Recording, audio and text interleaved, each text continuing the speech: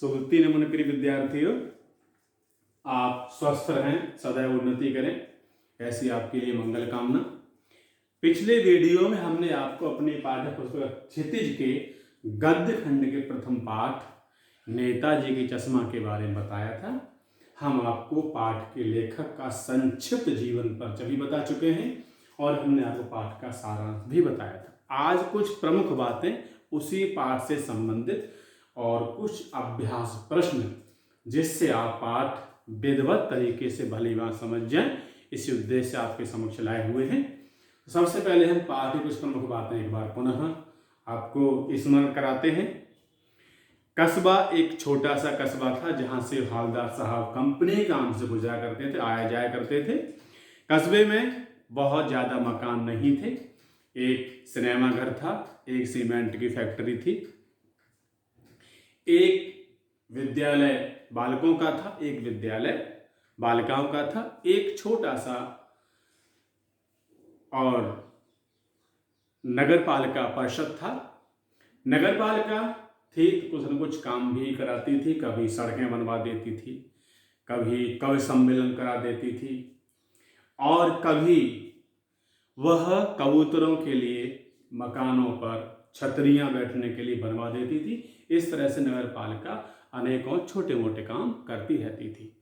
नगर पालिका ने ही चौराहे पर नेताजी सुभाष चंद्र बोस की मूर्ति बनवाई थी और मूर्ति के आधार पर ही हमारा पाठ प्रारंभ होता है।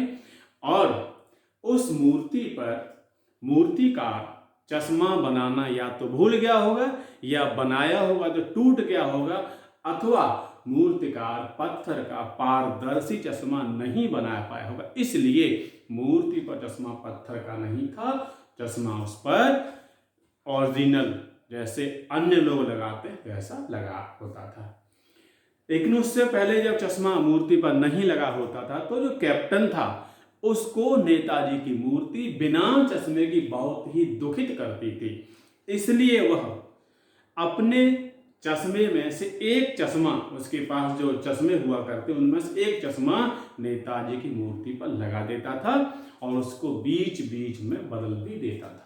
क्योंकि यदि किसी ग्राहक ने जो चश्मा नेताजी की मूर्ति पर लगा है वह मांगा तो वह उसको वहां से उतार कर ग्राहक को दे दिया करता था और अपने पास से दूसरा चश्मा वह लगा देता था।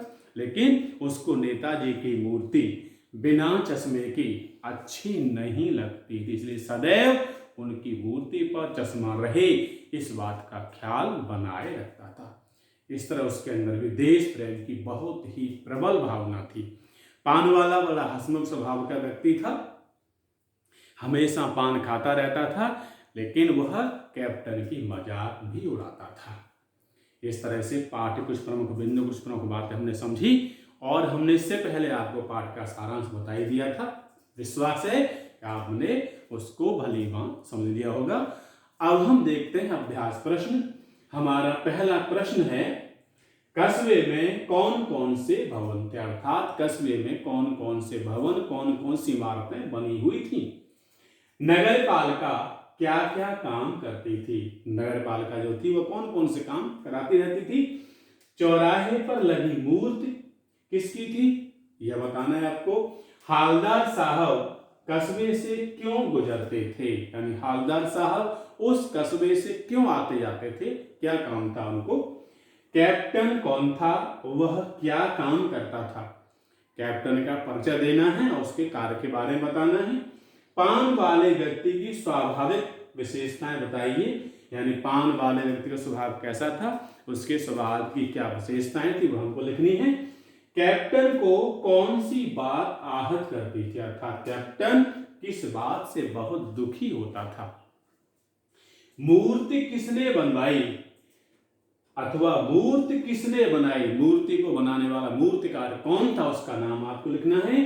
हवलदार साहब क्या देखकर अवाक रह गए, यानी हवलदार साहब ने मूर्ति पे ऐसा क्या देखा जिसको देखकर बड़े अचंभित से रह गए, बड़े आश्चर्य में पड़ गए।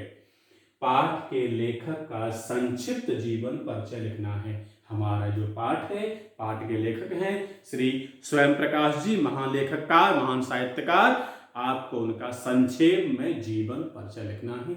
इस तरह से अभ्यास प्रश्न आपको पाठ व्यवस्थित विधिवत भली भांति समझाने के उद्देश्य से आपके सामने लिखे हुए हैं, आपको बताए गए हैं। आप इनका उत्तर अपनी अभ्यास पुस्तिका में लिखें और जब आप आएंगे तो आपके प्रश्नों के उत्तर अभ्यास पुस्तिका की विधिवत तरीके से चेक की जाएगी। आप सभी स्वस्थ रहें, हमेशा उन्नति करें। इसी मंगल कामना के साथ आप सबको बहुत बहुत धन्यवाद। शुभति नमन।